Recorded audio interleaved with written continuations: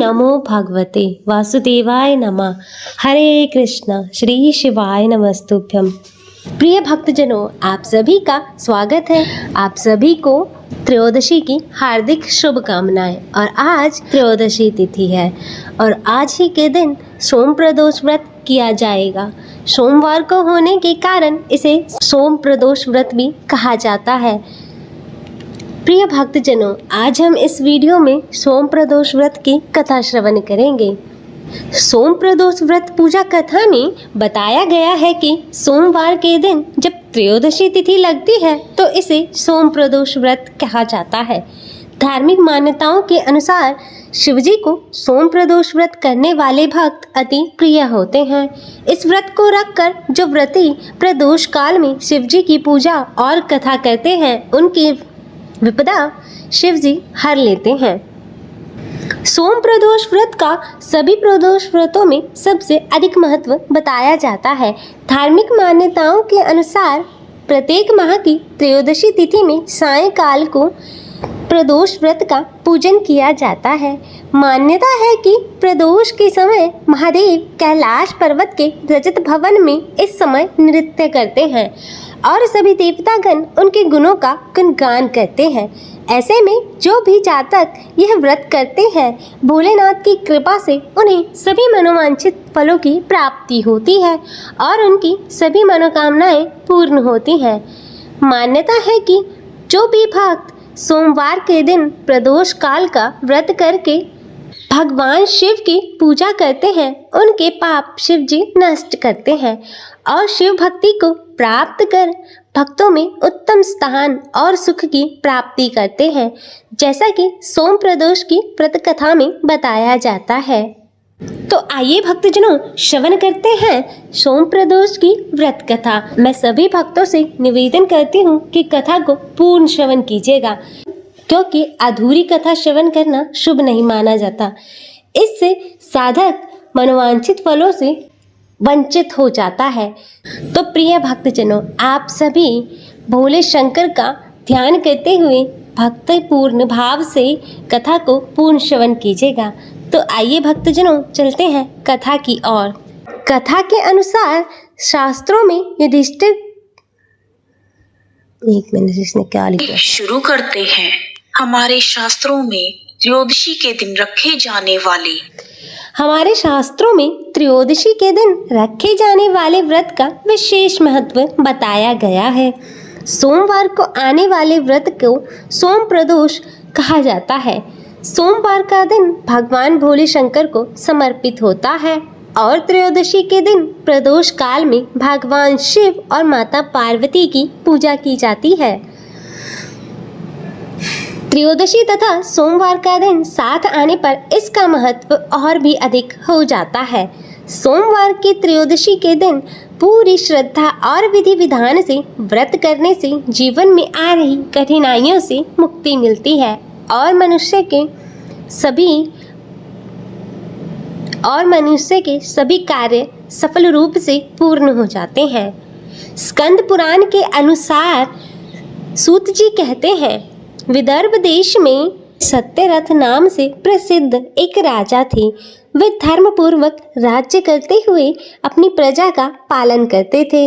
इसी प्रकार उनका समय बीत रहा था। एक समय साल्व देश के राजाओं ने विदर्भ देश पर आक्रमण कर दिया। उनके मध्य वीर भयंकर युद्ध हुआ। उनकी बहुत सी सेना मारी गई, पर अंत में विदर्भ देश के राजा भी उनके हाथों मारे गए। विदर्भ की गर्भवती रानी दुखी होकर रात के समय राजभवन से निकलकर वन की ओर चली जाती है। सुबह होने पर उस रानी ने जलाशय के किनारे एक वृक्ष के नीचे सुंदर से पुत्र को जन्म दिया। उसके बाद वह प्यास से व्याकुल होकर कुछ पानी पीने के लिए तालाब के निकट गई। इतने में ही एक घड़ियाल ने आकर उसे अपना ग्रास बना लिया।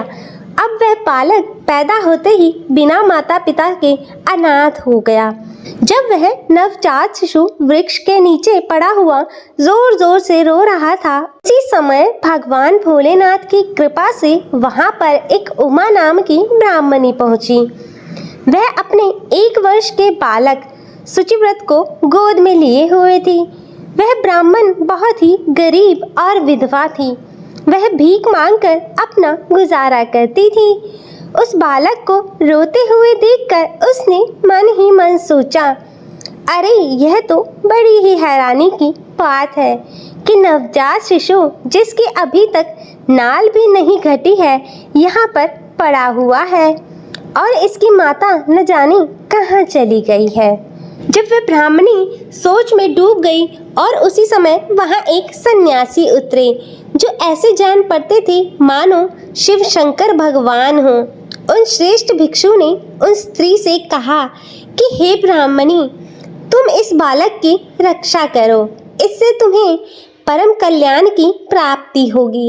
इतना कहकर वह दयालु भिक्षु वहां से चला गया। उनके जाने के बाद उस ब्राह्मणी ने बालक को लेकर अपने घर की ओर प्रस्थान किया। वह ब्राह्मणी एक चक्रा नामक नगर में निवास करती थी। ब्राह्मणी ने उस बालक का अपने पुत्र के समान ही पालन पोषण किया और उसका नाम धर्मगुप्त रखा। वह भिक्षा से ही अपने पुत्र और राजकुमार दोनों का पालन पोषण करने लगी। एक दिन वह ब्राह्मणी उन दोनों को लेकर भिक्षा मांगती हुई देव मंदिर में चली गई। उस समय वहां पर शांडिल्य मुनि पधारे हुए थे। शांडिल्य मुनि को देखकर ब्राह्मणी ने उन्हें प्रणाम किया और पूछा कि एक सन्यासी के कहने पर मैं इस बालक को अपने घर ले आई हूँ और मुझे अभी तक इसके कुल का पता नहीं चला है, फिर भी मैं इसे अपने पुत्र की ही भांति रखती हूँ और इसका पालन पोषण करती हूँ। आप अपने ज्ञानी नेत्रों से देखकर मुझे बताने की कृपा करें।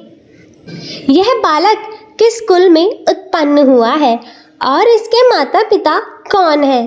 तब मुनि बोले, यह विदर्भ देश के राजा का पुत्र है। इतना कहकर शांडिल्य मुनि ने उस बालक के पिता के युद्ध में मारे जाने तथा उसकी माता की मृत्यु का समाचार बताया। यह सुनकर ब्राह्मणी को और भी आश्चर्य हुआ। फिर उसने प्रश्न किया, हे महामुनि, वह राजा सभी लोगों को छोड़कर युद्ध में मारे गए और यह बालक को यह दरिद्रता कैसे प्राप्त हुई? यह अपने राज्य को कैसे प्राप्त करेगा? यह तो मेरे पुत्र की तरह ही भिक्षा के अंत से ही जीवन का निर्वाह करता है। इसकी दरिद्रता के निवारण का क्या उपाय है? तब शांडिल्य मुनि बोले, इस राजकुमार के पिता विदर्भ राज पूर्व जन्म में पांडे देश के राजा थे। एक दिन प्रदोष काल में राजा बड़े भक्ति भाव से त्रिलोकीनाथ महादेव जी की आराधना में डूबे हुए थे। उसी समय उनके नगर में एक भारी कोलाहल मच गया, जिसे सुनकर राजा बीच में ही भगवान शंकर की पूजा को छोड़कर नियम तोड़ दिया और राजभवन से बाहर निकल गए। इसी समय राजा का मंत्री शत्रु को पकड़कर उनके समीप ले आया। उसे देखते ही राजा ने क्रोधपूर्वक उसका मस्तक कटवा दिया। शिव पूजा छोड़कर नियम को समाप्त किए बिना ही राजा ने रात में भोजन भी ग्रहण कर लिया। इसी प्रकार राजकुमार भी प्रदोष काल में भगवान शिव की पूजा किए बिना ही भोजन करके सो गया। वही राजा अगले जन्म में विदर्भ राज हुआ और शिव पूजा में विघ्न होने के कारण उसको राज्य के सुख भोग के बीच में ही मार डाला गया। पूर्व जन्म में जो उसका पुत्र था, इस जन्म में भी राजा का वही पुत्र भगवान शिव की पूजा के उल्लंघन करने के कारण यह दरिद्रता को प्राप्त हुआ और इसकी माता ने पूर्व जन्म में छल से अपनी सौतन को मार डाला था। उस महान पाप के कारण ही इस जन्म में वह घड़ियाल द्वारा खाने के कारण मारी गई। हे ब्राह्मण, तुम्हारा पुत्र पूर्व जन्म में भी एक ब्राह्मण था। इसने अपना सारा जीवन का केवल गांव में बिताया, यज्ञ आदि नहीं किए, इसलिए यह दरिद्रता को प्राप्त हुआ। उस दोष के निवारण के लिए ही यह भगवान शंकर की शरण में जाए। यदि यह दोनों बालक प्रत्येक प्रदोष के दिन भगवान शंकर का पूजन करते रहें तो 1 वर्ष के भीतर ही इनकी दरिद्रता का निवारण होगा तथा राजस्व की प्राप्ति होगी। इस प्रकार मधुर वचनों द्वारा आश्वासन देकर सांडिल्य मुनि उन दोनों बालकों को भगवान शिव की आराधना का मंत्र का उपदेश दिया। उसके बाद ब्राह्मणी ने अपने दोनों बालकों को वहां से लेकर चली गई और 4 मास के बाद एक दिन ब्राह्मण पुत्र नदी में स्नान करने गया। वहां पर उसे एक धन से भरा हुआ घड़ा प्राप्त हुआ, जिसे लेकर वह अपनी माँ के पास गया। धन से भरे हुए घड़े को देखकर उसकी माँ बहुत ही खुश हो गई और उसने कहा, इसे अपने भाई के साथ आधा आधा बांट लो। मगर धर्मगुप्त ने इस धन में हिस्सेदारी से मना करते हुए कहा कि मैं किसी अन्य के भाग्य का भागी नहीं हो सकता। प्रत्येक व्यक्ति स्वयं के कर्मों का ही फल भोगता है। इसी प्रकार प्रसन्नता पूर्वक भगवान शंकर की पूजा करते हुए उन दोनों बालकों को 1 वर्ष व्यतीत हो गया। एक दिन ब्राह्मण पुत्र राजकुमार वन में भ्रमण करने गए। मार्ग में उन्होंने देखा कि कई गंधर्व कन्याएं आपस में खेल रही हैं। ब्राह्मण कुमार वहीं पर रुक गया और राजकुमार से बोला, हमें इससे आगे नहीं जाना चाहिए। यह गंधर्व कन्याएं हैं, यह किसी को भी अपनी ओर आकर्षित कर सकती हैं। मगर राजकुमार निडर होकर आगे ही बढ़ता गया और गंधर्व कन्या ने राजकुमार धर्मगुप्त को देखा तो वह उसके प्रति आकर्षित हो गई। उसने अपनी सभी सखियों और नियुक्तियों को वहां से भेज दिया और राजकुमार के पास आने की प्रतीक्षा करने लगी। उसे अकेला देखकर राजकुमार उसके पास गया, उससे बातचीत शुरू की और उसे बताया कि मैं विदर्भ देश का राजकुमार हूँ और मेरे माता पिता अब इस संसार में नहीं हैं और शत्रुओं ने हमारे राज्य को छीनकर कब्जा कर लिया है। और कन्या ने अपना परिचय देते हुए बताया कि मैं विद्रविक नामक गंधर्व की पुत्री हूँ। मेरा नाम अंशुमति है और मैं गायन में प्रवीण हूँ। उसने यह भी कहा कि मैं आपसे विवाह करना चाहती हूँ। इतना कहकर उसने अपनी मोतियों की माला निकालकर राजकुमार को पहनाते हुए कहती है। तब राजकुमार कहते हैं कि मैं तो अपना राजपाट सब गवा चुका हूँ। ऐसे राजकुमार के साथ तुम कैसे रह पाओगी और अपने माता पिता की अनुमति के बिना तुम मेरे साथ कैसे आ सकती हो? अंशुमति बोली, चाहे जो हो जाए मैं आपसे ही विवाह करूंगी और तुम 2 दिन बाद प्रातःकाल यहाँ मुझसे मिलने आना। इतना कहकर वह वहां से चली गई। राजकुमार ने वापस आकर ब्राह्मणी और उसके पुत्र को सारी बात बताई। वह दोनों खुश हो गए। राजकुमार पुनः उसी वन में गया। उसने देखा कि अंशुमति अपने पिता के साथ उसकी प्रतीक्षा कर रही है। तब गंधर्व राज ने राजकुमार से कहा कि मैं कैलाशपुरी गया था। भगवान शिव और माता पार्वती ने स्वप्न में मुझे बुलाकर कहा कि धर्मगुप्त नामक राजकुमार राज्य से विहीन होकर भटक रहा है। तुम उसके पास जाओ और राज्य को पुनः प्राप्त करने में उसकी सहायता करो। उनकी आज्ञा के अनुसार मैं अपनी पुत्री अंशुमति का हाथ तुम्हारे हाथ में दे रहा हूँ, अर्थात तुम्हारा इससे विवाह कराना चाहता हूँ और मैं तुम्हारा राज्य प्राप्त करने में तुम्हारी सहायता करूँगा और मेरी पुत्री 10,000 वर्षों तक तुम्हारे साथ इस पृथ्वी पर रहेगी। भगवान शिव के कथनानुसार राजकुमार धर्मगुप्त और अंशुमति का विवाह हो गया। अंशुमति के पिता ने अपनी गंधर्व सेना आदि राजकुमार को दे दी। सेना की सहायता से उसने अपने शत्रुओं को परास्त कर दिया और अपने पिता का खोया हुआ राज्य उसने प्राप्त कर लिया। अब राजकुमार धर्मगुप्त राजा बन गया। उसने अपने बुरे समय में उसे पालने वाली ब्राह्मणी को राजमाता का पद दिया और शुचिव्रत को अपने छोटे भाई के समान राजमहल में स्थान दिया। इस प्रकार नियमित रूप से प्रदोष व्रत करने से ब्राह्मणी और उसके पुत्र शुचिव्रत तथा राजकुमार धर्मगुप्त को धन धान्य तथा सुख संपत्ति की प्राप्ति हुई। सूत जी कहते हैं, जो मनुष्य इस व्रत प्रदोष व्रत के समय पुण्य महात्म्य कथा को एकाग्रचित होकर सुनते हैं अथवा पढ़ते हैं, उन्हें 100 जन्मों तक कभी दरिद्रता नहीं होती है और अंत में वे ज्ञान के ऐश्वर्य से मुक्त होकर परम धाम को प्राप्त करते हुए भगवान शंकर माता पार्वती की परम धाम को प्राप्त होते हैं।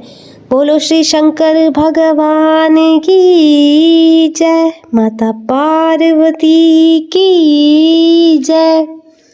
अतः हे भगवान भोलेनाथ और माता पार्वती, जिस प्रकार आपने उस ब्राह्मण की दरिद्रता दूर की और उस राजकुमार को उसका राज्य पुनः प्राप्त कराया, उसी प्रकार सभी के जीवन से दरिद्रता को दूर करना और सभी के जीवन में सुख संपत्ति और ऐश्वर्य देना, सभी पर अपनी कृपा बनाए रखना और सभी का मार्गदर्शन करना। हर हर महादेव। जय शिव ओमकारा, ओम जय शिव ओमकारा। ब्रह्मा विष्णु सदा शिव, ब्रह्मा विष्णु सदा शिव, अर्धांगी धारा।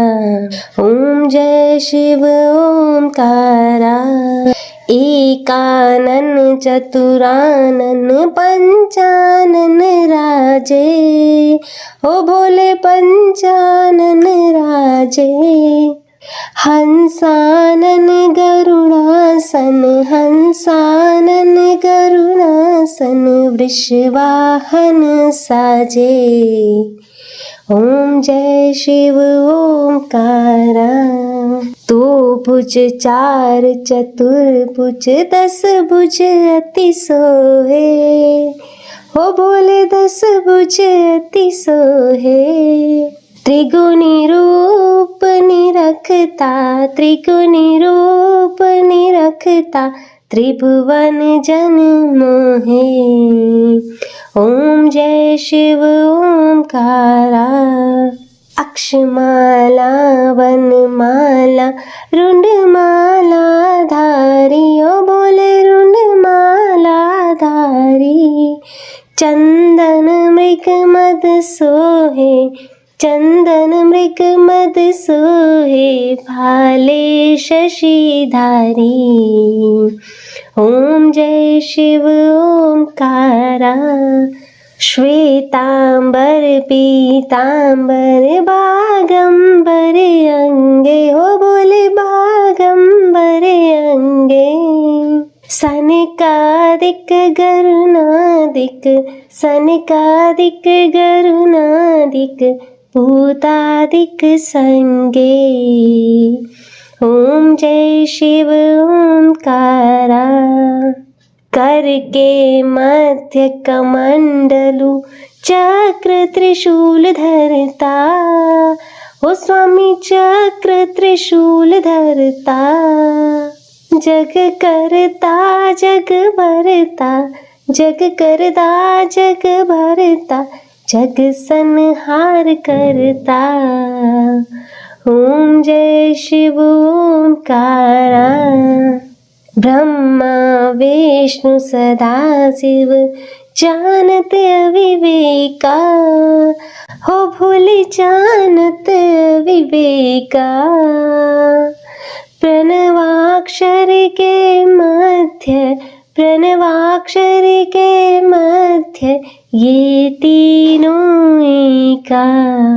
ओम जय शिव ओमकारा। काशी में विश्वनाथ विराजत, नंदी ब्रह्मचारी। नित्य उठी भोग लगावत, महिमा अति भारी। ओम जय शिव ओमकारा। त्रिकोणी शिव जी की आरती जो कोई नर गावे, कहत शिवानंद स्वामी, कहत शिवानंद स्वामी, मन वांछित फल पावे। ओम जय शिव ओमकारा, ओ भोले जय शिव ओमकारा। ब्रह्मा विष्णु सदा शिव, ब्रह्मा विष्णु सदा शिव, अर्धांगी धारा, हो भोले जय शिव ओमकारा। तो प्रिय भक्तजनों, यह थी सोम प्रदोष के त्रयोदशी के दिन सुनी जाने वाली सोम प्रदोष की व्रत कथा। मैं आशा करती हूँ कि आपको यह वीडियो पसंद आई होगी। वीडियो अच्छी लगी हो तो इसे लाइक करें, शेयर करें और कमेंट में हर हर महादेव ज़रूर लिखें और चैनल को सब्सक्राइब कर नोटिफिकेशन बेल को ज़रूर ऑन करें। हर हर महादेव। ओम नमः शिवाय। हरे कृष्णा।